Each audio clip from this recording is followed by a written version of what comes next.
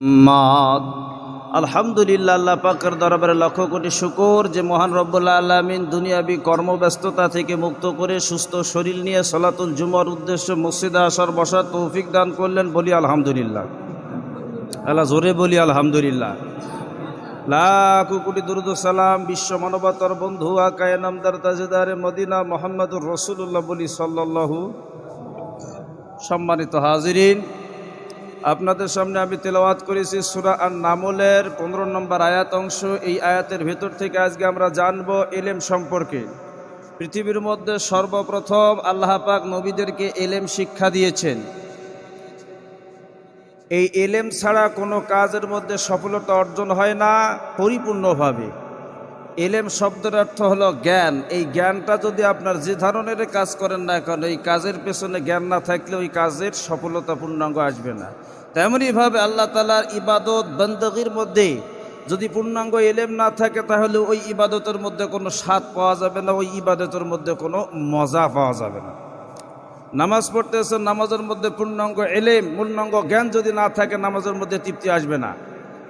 হজ করেন, জাকাত দেন, রোজা রাখেন, যেই ইবাদতই করেন না কেন পূর্ণাঙ্গ ইলম থাকার দরকার আছে। এই জন্য আল্লাহ পাক নামাজ, রোজা, হজ, জাকাত আগে ফরজ করে নাই, প্রত্যেক মুসলমান নর নারীর উপরে ইলম শিক্ষা করা ফরজ করেছেন। সুবহানাল্লাহ কোন। আর এই ইলমটা আল্লাহ পাক রব্বুল আলামিন সর্বপ্রথম নবীদেরকেই শিক্ষা দিয়েছেন, তাদের মাধ্যমে আমরা শিখছি। ইব্রাহিম নবীকে আল্লাহ প্রথমে ইলম দান করলেন 10খানা ওজিফা। কয়খানা? 10খানা ওজিফা। ইব্রাহিম নবী যখন ইলম পাইলেন, তেনার ওপর দায়িত্ব হলো, কর্তব্য হলো, পিতার নাম কি ছিল বলেন তো? আজর। এই আজরকে দাওয়াত দিলেন যে বাবা, আপনি নবী না আমি নবী, আমি নবী, আমার কাছে ইলম আসে, আপনার কাছে ইলম আসে না, সুতরাং ফাত্তাবি'নি, আপনি আমাকে অনুসরণ করেন, আপনাকে সঠিক পথ দেখাবো। সুবহানাল্লাহ। আবার ইলম আল্লাহ পাক দান করলেন হযরতে দাউদ এবং সুলাইমান আলাইহিস সালামকে। সুবহানাল্লাহ।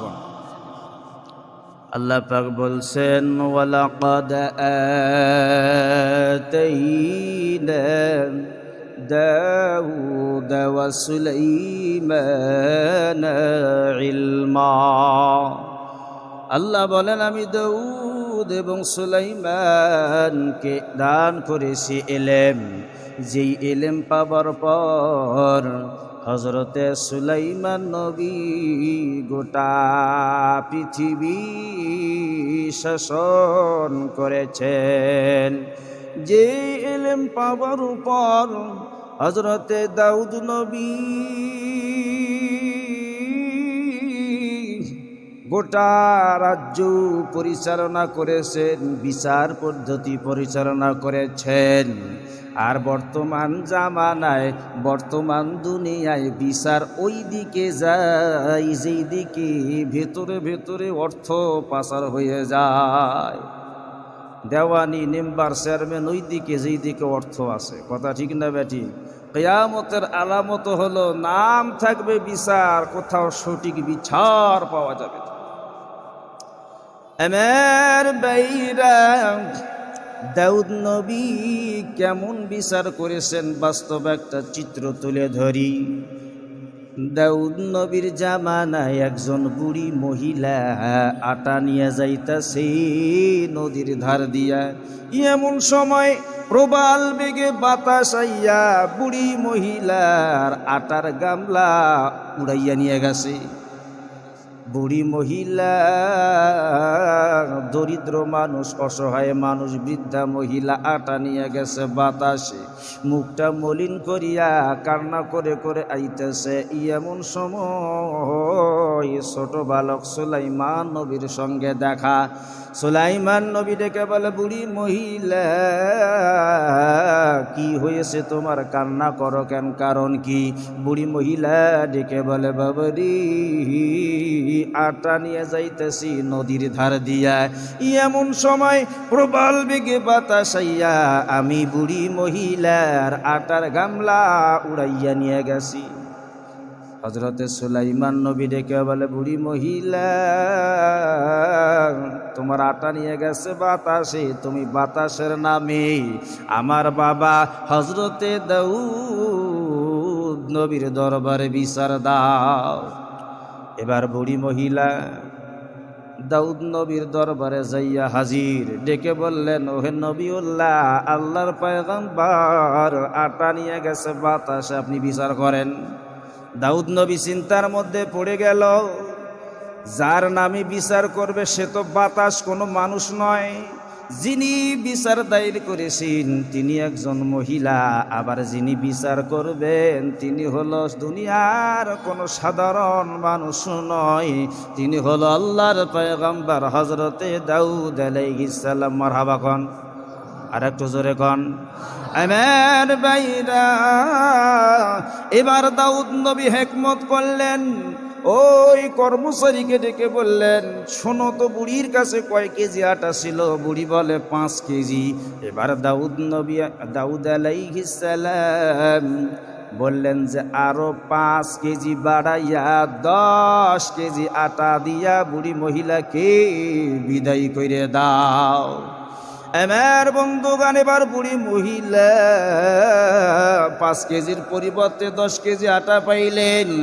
এই 10 কেজি আটা নিয়ে যাইতেছে, মনের মধ্যে একটা আনন্দ আছে না নাই, যে 5 কেজির পরিবর্তে 10 কেজি আটা পাইল। রাস্তা দিয়ে যাচ্ছে, এমন সময় নবী সুলাইমান নবীর সঙ্গে দেখা হইয়া যায়। নবী সুলাইমান ডেকে বললেন, বুড়ি মহিলা, আমার বাবা কি বিচার করলো আমি জানবার চাই।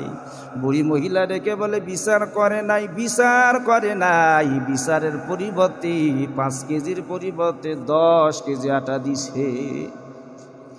আমার বন্ধুগণ, এবার সুলাইমান নবী ডেকে বলে, বুড়ি মহিলা, তুমি ফেরত যাও, আমার বাবার কাছে যাইয়া কও যে আমি আটা বাড়াইয়া চাই না, আমি ন্যায্য বিচার চাই, আপনি সঠিক বিচার করি। বুড়ি মহিলা ফেরত গেলেন, দাউদ নবীর দরবারে যাইয়া ডেকে বললেন, ওহে নবীউল্লাহ, আমি আটা বাড়াইয়া চাই না, আপনি ন্যায্য বিচার করেন, বাতাসের নামের বিচার করি।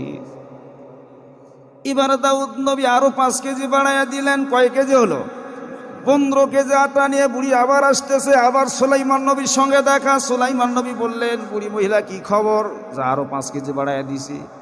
নবী সুলাইমান ডেকে বলে, ফেরত যাও, আমার বাবারে যাইয়া কও তিনি যেন সঠিক বিচার করে, বাতাসের নামের বিচার করি।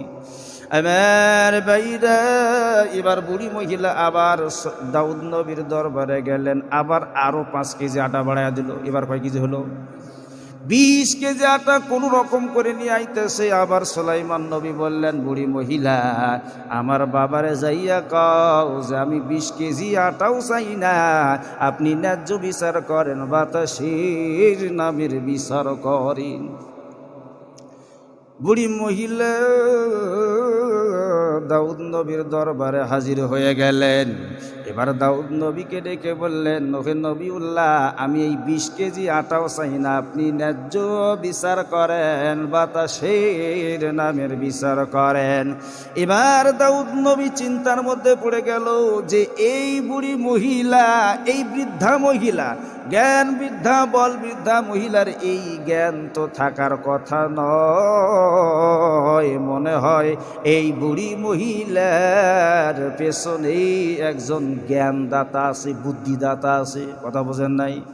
আমার ভাইরা, দাউদ নবী ডেকে বললেন, কর্মচারী দেখো, এই বুড়ি মহিলারে জ্ঞান দেয় কেনা?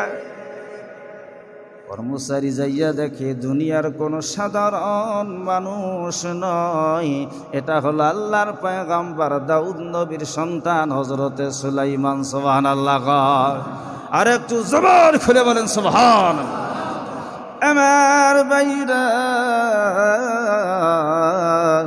এবার সুলাইমান নবী রাজ দরবারে হাজির হয়ে গেলেন। দাউদ আলাইহিস সালাম ডেকে বললেন, বাবা রে, এই বুড়ি মহিলাকে বারবার আটা বাড়ায়া দিই, তুমি কেন বারবার এই বুড়ি মহিলাকে আমার দরবারে ফেরত পাঠাও? সুলাইমান নবী ডেকে বলে, বাবা গো, এই বুড়ি মহিলার বিচার না করিয়া আপনি কেন বারবার আটা বাড়ায়া পাঠায়া দেন? কারণ কি? এবার দাউদ নবী বললেন, বেটা বাতাসের কি বিচার হয়? ভুট্টার খেত বাতাস আইয়া একবারে শোয়াইয়া থুইয়া গেছে, বিচার কারে দিবে? টিনের চালা, বাড়ির চালা, বাতাস, প্রবল বেগে বাতাস এসে উড়াইয়ে নিয়ে গেছে, বিচার কারে দেবেন? বাতাসের নামে কি বিচার হয়? সুলাইমান নবী বললেন, অবশ্যই বিচার হয়। দাউদ নবী বললেন, বেটা যদি বাতাসের বিচারই হয় তাহলে বিচারটা তুমি করো। সুলাইমান নবী এবার বলতেছে, তাহলে বিচারের চেয়ারটা আমাকে দেন। এবার বিচারের চেয়ারে সুলাইমান নবী বসে গেলেন। সুবহানাল্লাহ। সুলাইমান আলাইহিস সালাতু ওয়াস সালাম বাতাসকে ডাক দিলেন, এই বাতাস থেমে যাও। কারণ আল্লাহ রাব্বুল আলামিন আল্লাহ পাক সুলাইমান আলাইহিস সালামকে বাতাস তেনার অধীন করে দিয়েছিল। সুবহানাল্লাহ। বাতাস তেনার কথা শুনতো। প্রত্যেকটা নবীকে আল্লাহ পাক কম বেশি মুজিজা দান করেছিলেন। ইব্রাহিম নবীকে আল্লাহ পাক মুজিজা দান করেছিলেন। এরপরে মুসা আলাইহিস সালামকে আল্লাহ মুজিজা দান করেছিলেন একটা লাঠির মধ্যে। লাঠি যখন জমিনে ছেড়ে দেয়, আসা আজগর সাপে রূপান্তরিত হয়ে যায়। সুবহানাল্লাহ। এই লাঠি যখন নীল নদের মধ্যে আঘাত করলো, বিশাল একটা রাস্তা হয়ে গেল। এই ঘটনা আপনারা জানেন। ইব্রাহিম নবীকে আল্লাহ মুজিজা দান করছিল লাঠির মধ্যে। এরপরে ঈসা নবীকে আল্লাহ মুজিজা দান করেছিল, অন্ধ লোকের চোখের মধ্যে এরকম হাত বোলাইয়া দিলে অন্ধ লোক দেখতে পাইত। সুবহানাল্লাহ। হাজার হাজার বছরের মৃত মানুষের সামনে দাঁড়াইয়া কুম বিইজনিল্লাহ বলার সঙ্গে সঙ্গে মৃত মানুষ জিন্দা হয়ে যাইত। আর একবার কোন সুবহানাল্লাহ। এমনই একটা মুজিজা আল্লাহ পাক সুলাইমান নবীকে দান করেছিল, সেটা হলো একটা হাতের আংটি। এখন এই আংটিটা সুলাইমান নবী কোথায় পেল, কিভাবে পাইল, জানার দরকার আছে না নাই? আল্লাহর পয়গম্বর দাউদ আলাইহিস সালামের 19 জন সন্তান ছিল। জোরে কোন, কয়জন? 19 জন সন্তান ছিল দাউদ নবীর। দাউদ আলাইহিস সালাম একবার আল্লাহর কাছে দোয়া করল, রব্বুল আলামিন 19 জন সন্তান আমারে দিছেন, দয়া করে একজন সন্তানের যদি নবুয়তি দিয়ে দেন, আমার মতন নবী বানা দেন, আমার কলিজাটা ঠান্ডা হইয়া যাইতো। মারহাবা কন। নিজে নবী বানার জন্য এক সন্তানকে দোয়া করতেছে কার কাছে? আল্লাহর কাছে। আল্লাহ বললেন, দাউদ রে, তোমার এক সন্তানকে আমি নবুয়তি দিয়ে দেব। এখানে শিক্ষা আছে, নবী হয়ে সন্তানকে নবী বানার জন্য দোয়া করে আল্লাহর কাছে। আর আলেম যারা হয় দুনিয়ার জমিনে, দেখবেন যে আলেমের সন্তানেরা বেশিরভাগ আলেম হয়, হাফেজে কোরআন হয়। কথা ঠিক না বেঠিক? সাধারণ জেনারেল শিক্ষিত লোকেরাও তাদের সন্তানকে আলেম বানায়, হাফেজ বানায়, দাওরা পাশ করায়। কিন্তু যারা আলেম অরিজিনালি দেখবেন যে তাদের সন্তানগুলোকে মাদ্রাসায় দিয়ে আলেম বানায়। আর অনেকেরই ধারণা যে হুজুর বানামু, সন্তানকে আলেম বানামু, ওই কালেকশন করবে, মসজিদ মাদ্রাসায় বেতন পাবে কম। আপনাদের কাছে প্রশ্ন করি, কোন তো এমন একটা হুজুরকে দেখান শুদ্ধ করে কোরআন তেলাওয়াত পড়ে, তারপরেও মসজিদের মধ্যে আজান দিয়ে সুন্দরভাবে সংসার চালাইতেছে। কথা ঠিক না বেটি? হুজুরের তো শুধু খালি দোষ খোঁজে সাধারণ মানুষ। একটু যদি হুজুরের পাঞ্জাবি লম্বা হয়, দোষ হইয়া যায় যে এই যে হুজুরেরা কাপড়ের দাম বাড়াইয়া দিছে, পাঞ্জাবি খাটো হলেও দোষ। এইটা হলো ভেসিয়ের দেখা মলুম। হুজুর যদি একটু জোরে চলে, দোষ যে কোথায় যেন খাবার দাওয়াত পাইছে, আর ধীরে আসলে কয় যে কই যেন এত খাবার খাইছে হুজুর, হাট পেরি পারে না। এইরকম কথা হয় কি হয় না? আমার ভাইরা, একজন আলেমের দাম রয়েছে, একজন আলেমেরকে সম্মান করেন। কোন আলেমের সঙ্গে যদি হাত মিলাইতে পারেন, যেন আপনি নবীর হাতের সঙ্গে হাত মিলাইলেন। মারহাবা কন। কারণ আলেম ওলামা হলো নবীর পরিবারভুক্ত। কোন আলেমের যদি একটু মেহমানদারি করেন, যেন আপনি নবীর মেহমানদারি করলেন। সুবহানাল্লাহ কন। এমন আলেমদেরকে মহব্বত করা শিখবেন, তাদের সম্মান দিবেন। আলেমদের সম্মান দেওয়া মানে নবীকে সম্মান দেওয়া। একবার কোন সুবহানাল্লাহ। আমার বন্ধুগণ, আপনার সন্তানকে স্কুল কলেজ ইউনিভার্সিটির মধ্যে পাঠান, নিষেধ নাই, কিন্তু ওই সন্তান আপনি বাবা মারা যাবার পর আপনার সামনে দাঁড়াইয়া যদি জানাজা না করতে পারে,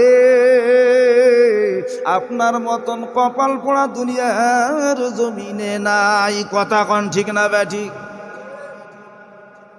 সন্তান বিশাল বড় বিসিএস ক্যাডার, MBBS ডাক্তার, কিন্তু আপনি আজ মরে গেছেন, আপনার সামনে দাঁড়াইয়া জানাজা করার ক্ষমতা নেই। বাসার মধ্যে দোয়া করবেন, একটু দোয়ার আয়োজন করছেন, মসজিদের হুজুর খোঁজা লাগে, মাদ্রাসার হুজুর খোঁজা লাগে, কিন্তু নিজের দোয়াটা নিজে করবেন, আল্লাহর কাছে মঞ্জুর হয়ে যাবে। যেমন আপনার মা বাবার জন্য সন্তান হয়ে দোয়া করতেছেন, বন্দুকের গুলি মিস হবে, তীরের নিশানা ভুল হতে পারে, কিন্তু সন্তানের জন্য, পিতামাতার জন্য সন্তান যদি দোয়া করে, ওই দোয়াটা মঞ্জুর হয়ে যায়। সুবহানাল্লাহ। হুজুরদের দোয়া আল্লাহ কবুল করবে না করবে গ্যারান্টি নাই। মসজিদের ইমাম সাহেব, মাদ্রাসার হুজুরের দোয়া কবুল হবে না হবে গ্যারান্টি নাই, হতেও পারে নাও হতে পারে। কিন্তু আপনি সন্তান, আপনার মা বাবা যদি মারা যায়, সামনে দাঁড়া জানাজা করবেন, চোখের পানি নাকের ডগায় আসার আগে আমার আল্লাহ ওই পিতা মাতার জিন্দেগির গুনাহ মাফ করে দেবে। সুবহানাল্লাহ। তাহলে সন্তানকে আলেম বানার দরকার আছে না নাই? হাফেজ কোরআন বানার দরকার আছে না নাই? তাহলে দাউদ আলাইহিস সালাম নিজে নবী বানার জন্য সন্তানকে দোয়া করলেন কার কাছে? একটু জোরে কোন। আল্লাহ ডেকে বললেন, দাউদ রে, তোমার দোয়া আমি কবুল করলাম, তোমার এক সন্তানকে আমি নবুয়তি দিয়ে নবী বানায় দেব, কিন্তু একটু হিকমতে। আল্লাহ ডেকে বললেন, জিবরাইল, জান্নাত থেকে একটা বাক্স লইয়া যাও, আমার নবী দাউদকে দিয়ে দাও, আর বলে দাও যে তোমার 19 জন সন্তানের মধ্যে যেই সন্তান বলতে পারবে বাক্সের ভেতরে কি আছে, কয়টা জিনিস আছে, আমি আল্লাহ ওই সন্তান, যেই সন্তান বলতে পারবে, নবুয়তি দিয়ে দেব। সুবহানাল্লাহ। এবার জিবরাইল আমিন বাক্স নিয়ে দাউদ নবীর কাছে দিয়ে দিলেন, আর ডেকে বললেন, ওহে নবিউল্লাহ, এই বাক্স নিয়ে আপনি 19 জন সন্তানের কাছে যান, যেই সন্তান বলতে পারবে বাক্সের ভিতরে কি আছে, কয়টা জিনিস আছে, আমার আল্লাহ ওই সন্তানকে নবুয়তি দিয়া নবী বানায়া দেবে। সুবহানাল্লাহ। কি ভাই খারাপ লাগছে? বাতাসের কিন্তু বিচার এখনো হয় নাই, হইছে? আমার ভাইরা, আমার বন্ধুগণ, এবার দাউদ আলাইহিস সালাম বাক্স নিয়া প্রথম বড় সন্তানের কাছে যাইয়া ডেকে বললেন, বাবা রে, তুমি কি বলতে পারো এই বাক্সের ভেতরে কি আছে, কয়টা জিনিস আছে? বড় ছেলে বাপ ডাক ডেকে বলেন, বাবা গো, আমি কেমনে বলবো, কোথা থেকে বাক্স নিয়ে আসছেন, এই বাক্সের ভেতরে কি আছে আমি কেমন করি বলবো, আমি পারবো না। বড় ছেলে ফেল। এক এক করে 18 জন সন্তান কেউ বলতে পারল না বাক্সের ভেতরে কি আছে, কয়টা জিনিস আছে। ছোট্ট ছেলে সুলাইমান আলাইহিস সালামের কাছে যখন চলে গেলেন, আর ডেকে বললেন, বাবা সুলাইমান রে, তুমি কি বলতে পারো এই বাক্সের ভেতরে কি আছে, কয়টা জিনিস আছে? সুলাইমান আলাইহিস সালাম ডেকে বললেন, বাবা গো, আল্লাহ যদি কাউকে বলার মতন ক্ষমতা দেয়, আল্লাহ যদি কাউকে তৌফিক দেয়, সেই বলতে পারবে বাক্সের ভেতরে কি আছে, কয়টা জিনিস আছে। মারহাবা কোন। এই কথা শোনার পর হযরতে দাউদ আলাইহিস সালামের মনের মধ্যে ইয়াকিন হয়ে গেল যে মনে হয় আমার আল্লাহ এই সুলাইমানকে নবুয়তি দিয়ে দেবে। সুবহানাল্লাহ কোন। এইদিকে জিবরাইল সুলাইমান নবীর কানে কানে এসে বলে দিল, বাবা রে। সুলাইমান নবীকে জিবরাইল ডেকে বলল, ওহে নবিউল্লাহ, এই বাক্সের মধ্যে 3খানা জিনিস আছে। জোরে কোন কয়খানা? জলিল কদর পয়গম্বর যেনার হাজার হাজার মানব দানব যেনার তাবে ছিল, মারহাবা কোন। দৈর্ঘ্য 300 মাইল, প্রস্থ 300 মাইল, বিশাল একটা সিংহাসনের মধ্যে সওয়ার হয়ে গোটা পৃথিবী ভ্রমণ করতে। আর একবার করেন সুবহানাল্লাহ। সূরা নমলের মধ্যে দেখবেন এই ঘটনাটা আছে। এত বড় পয়গম্বর ছিল, কুল মাখলুকাতের ভাষা বুঝতো। সুলাইমান আলাইহিস সালাম এত বড় নবী হবার পর, এত বড় ক্ষমতাশালী লোক হবার পরে আজকে অন্ধকার কবরে শুয়ে আছে। যদি কবরের উপরে যাইয়া কোনো গরু ছাগল ঘাস খায়, সুলাইমান নবী কবর থেকে উঠে খেদাইবার কোনো শক্তি নাই। আমার ভাইরা, আমার বন্ধুগণ, বাতাসের বিচার বলবো না। বাক্সের মধ্যে কয়টা জিনিস আছে? কয়টা? বাক্সের মধ্যে 3টে জিনিস আছে। এটা থাক, আর একদিন বলবো নাকি। বাক্সের মধ্যে 3টা জিনিস আছে। এবার সুলাইমান আলাইহিস সালাম ডেকে বললেন, বাবা গো,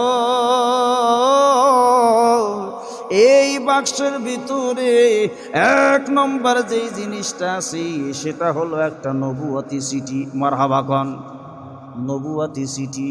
2 নম্বর যে জিনিসটা আছে সেটা হলো একটা চাবুক। কি? জিনদেরকে সুলাইমান নবী শাসন করত, এই জন্য চাবুকের দরকার আছে। আল্লাহ পাক বাক্সের মধ্যে একটা চাবুক পাঠাইছে। আর 3 নম্বর যে জিনিসটা এই বাক্সের ভিতরে আছে সেটা হলো একটা আংটি। কি? আংটি। এই আংটিটা আল্লাহ আমার জন্য পাঠাইছে। সুবহানাল্লাহ কোন। আল্লাহ বলে, সুলাইমান, যতক্ষণ পর্যন্ত এই আংটি তোমার হাতে, গোটা পৃথিবী তোমার পায়ের নিচে। মারহাবা কোন। সুলাইমান নবীকে আল্লাহ পাক আগে সম্পদ দেন, আগে এলেম দিছেন। এলেম পাবার পর সুলাইমান নবীকে পরবর্তীতে আল্লাহ সম্পদ দিয়েছেন। নবীদেরকে প্রথম আল্লাহ এলেম দিয়েছেন। আমার বন্ধুগণ, এই এলেম দিয়া সুলাইমান নবী বিচার করতেছে কার? জোরে কোন। বাতাসে। আল্লাহ সুলাইমান নবী ডেকে বলে, বাতাস রে, থেমে যাও। বাতাস থেমে গেল। সুলাইমান নবী ডেকে বলে, বাতাস রে, বুড়ি মহিলা আটা নিয়ে যাইতাছে নদীর ধার দিয়া, তুমি এই বুড়ি মহিলার আটার গামলা কেন উড়াইয়া নিয়ে গেলা? কারণ কি? বাতাস ডাক দিয়া বলে, হে নবিউল্লাহ, আল্লাহর পয়গম্বর, আমার কোনো দোষ নাই। দূর, বহু দূরে সমুদ্রের মাঝখানে একজন জাহাজের মালিক, বিশাল বড় জাহাজ, যেই জাহাজের মধ্যে হাজার হাজার টন মাল সামানা রয়েছে। এমন সময় সমুদ্রের মাঝখানে জাহাজের মধ্যে ফুটা হয়ে গেছে। জাহাজের ভেতরে পানি উঠতেছে, যত পানি উঠি ফুটা বড় হয়ে যায়। এই জন্য ওই জাহাজের মালিক দোয়া করল, ও রব্বুল আলামিন, মাবুদ, এই হাজার হাজার টন মাল রয়েছে জাহাজের ভিতরে, আর রব্বুল আলামিন দয়া করে কোনো রকম ভাবে এই জাহাজ যদি পানিগুলো সেচ করার ব্যবস্থা করে দাও, কোনো রকম ভাবে যদি এই জাহাজ কিনারায় পৌঁছাইতে পারি, আমি আল্লাহ ওয়াদা দিলাম তোমার পয়গম্বর হযরতে দাউদ নবীর দরবারে তার দান ফান্ডে গোটা জাহাজের মাল আমি ফি সাবিলিল্লাহ, আল্লাহ রাস্তায় দান করে দেব। সুবহানাল্লাহ। বিপদে পড়ি দান করার নিয়ত করলেন। গোটা জাহাজের মাল। আর আমরা যদি দান করতে চাই, পকেট থেকে টাকা বাইর করতে করতে সব থেকে ছোট টাকাটা বাইর হয়। মসজিদের মধ্যে যখন দান করবেন, মসজিদটা হলো সদকায়ে জারিয়া। আজকে আমরা এই জায়গার মধ্যে নামাজ আদায় করতেছি, একদিন আমরা থাকবো না। সন্তানেরা নামাজ পড়বে, নাতিরা পুতিরা 14 গোষ্ঠী এই মসজিদে নামাজ পড়বে। যতদিন পর্যন্ত মসজিদ থাকবে ততদিন নামাজ হবে। মানুষ যখন মারা যায়, সমস্ত আমলের দরজা বন্ধ হয়। আপনি নামাজ পড়তেছেন, নামাজের সব আমল নামায় লেখা হয়, কিন্তু মৃত্যুবরণ করবার পর নামাজের সব আমল নামায় ঢুকবে না, এই কবরের মধ্যে প্রবেশ করবে না। কিন্তু সদকায়ে জারিয়া যদি করেন, মসজিদের মধ্যে দান করেন, এটা সদকায়ে জারিয়া। যতদিন পর্যন্ত মসজিদে নামাজ হবে ততদিন পর্যন্ত আপনি মৃত্যুবরণ করবার পরেও আপনার কবরের মধ্যে সব চলে যাবে। সুবহানাল্লাহ কোন। গত জুম্মায় বলেছিলাম খাদিজাতুল কুবরা দান করেছিল কয় মণ স্বর্ণ? খেলা আছে কাউরে? 40 মণ স্বর্ণ দান করেছিল। এই নাবিক, এই জাহাজের মালিক গোটা জাহাজের সম্পদগুলো দাউদ নবীর দান ফান্ডে দান করে দিলেন। সুবহানাল্লাহ। দান করলে কি হয় শোনেন। আল্লাহ নবী বলছেন, as-সাদাকাতু তারাদ্দিল বালা ওয়া তাজিদু ফিল উমর। দান সদকার করার কারণে আল্লাহ বান্দার হায়াত বাড়ায়া দেয়। সুবহানাল্লাহ কোন। দুনিয়াবি বালা মুসিবত বিপদ আপদ থেকে আল্লাহ হেফাজত করে। এই জন্য দান করার মন মানসিকতা থাকার দরকার আছে না নাই? থাকলেও কিন্তু যখন আমরা দান করি, বাহির হয় অল্প টাকা। আমার বন্ধুগণ, দানের ফজিলতটা এমন, হাদিসের মধ্যে এমনভাবে দানের ফজিলত রয়েছে, এই ফজিলতটা যদি জানতেন, ফি সাবিলিল্লাহ, আল্লাহর রাস্তায় সবই দান করে দিতেন। সুবহানাল্লাহ। এবার জাহাজের মালিক এই দোয়া যখন করলেন, বাতাস ডাক দেয়া বলেন, হুজুর, এই না জাহাজের মালিক যখন এই দোয়া করলো, দোয়া আল্লাহর কাছে কবুল হয়ে গেল। আমি বাতাসের প্রতি অর্ডার আসলো যে ওই বুড়ি মহিলার আটার গামলা উড়াইয়া নিয়া ওই জাহাজের মালিকের জাহাজের মধ্যে ফেলায়া দাও। জাহাজের মালিক পানি শেষ করে পানি শেষ করতে করতে কিনারার মধ্যে চলে আসলো। দাউদ নবীর দরবারে যাইয়া ডেকে বললেন, ওহে নবীউল্লাহ, এই যে আমার গোটা জাহাজের মধ্যে হাজার হাজার টন মাল সামানা রয়েছে, আপনার দান ফান্ডে ফি সাবিলিল্লাহ, আল্লাহ রাস্তায় দান করে দিলাম। সুবহানাল্লাহ কোন। এবার সুলাইমান নবী ডেকে বলে, বাবা, এখন আপনার কাছে প্রশ্ন করি, কোন তো এই যে বুড়ি মহিলাকে আপনি 5 কেজি আটা দিলেন, 10 কেজি দিলেন, 15 কেজি দিলেন, অবশেষে 20 কেজি আটা দিয়ে দিলেন, কোন তো বুড়ি মহিলা কি এই 20 কেজি আটা পাবে নাকি গোটা জাহাজের মাল সামানাগুলি পাইয়া যাবে? এবার দাউদ নবী বুঝতে বাকি রইল না, আমার বাইরে গোটা জাহাজের মাল সামানা ওই বুড়ি মহিলাকে দিয়ে দিলেন। সুবহানাল্লাহ কোন। দান করবেন 1 টাকা, বৃদ্ধি হবে মাসালুল্লাযীনা ইউনফিকুনা আমওয়ালাহুম ফি সাবিলিল্লাহ। এই আয়াতের মধ্যে আল্লাহ পাক দানকারীদের উপমা দিচ্ছে, মাসালান উদাহরণ দিচ্ছে। একটা যারা আল্লাহর রাস্তায় দান করে তাদের উদাহরণ হলো ওই সমস্ত শস্য বীজের মতো যেই একটা বীজ থেকে 60টা গাছ উৎপন্ন হয়। সুবহানাল্লাহ কোন। আমার বন্ধুগণ, এই ইলমগুলো পাবার পর তারা বিচার পদ্ধতি পরিচালনা করেছেন দাউদ নবী, সুলাইমান নবী। এই ইলম দিয়ে গোটা সমাজ পরিচালনা করেছেন, গোটা পৃথিবী পরিচালনা করছেন। প্রত্যেকটা কাজের পেছনে দরকার কি? জ্ঞান, এলেম। নামাজ পড়তেছেন, নামাজের এলেম। হজ করবেন, হজের এলেম। একজন ড্রাইভারই যদি শিখতে যান, পরিপূর্ণভাবে যদি ড্রাইভিং না শেখেন, অ্যাক্সিডেন্ট হবে, এটাই স্বাভাবিক। মাঠের মধ্যে যদি কিষান কামলার কাজও করতে যান, এই জায়গায় যদি আপনার অভিজ্ঞতা না থাকে, তাহলে কাজের মধ্যে পূর্ণাঙ্গ সফলতা পাবেন না। এই জন্য আজকে আমাদের আলোচনার বিষয় হলো এলেম, প্রত্যেকটা কাজের পেছনের এলেম। আর এই এলেমটা আল্লাহ পাক শিখাইছেন নবীদেরকে। কেন? উম্মতি মুহাম্মাদীদেরকে শিক্ষা দেওয়ার জন্য যে এলেমটা আগে ফরজ। নামাজ, রোজা, হজ, যাকাত আগেই হলো এলেমটা ফরজ। আমাদের সঠিকভাবে কোরআন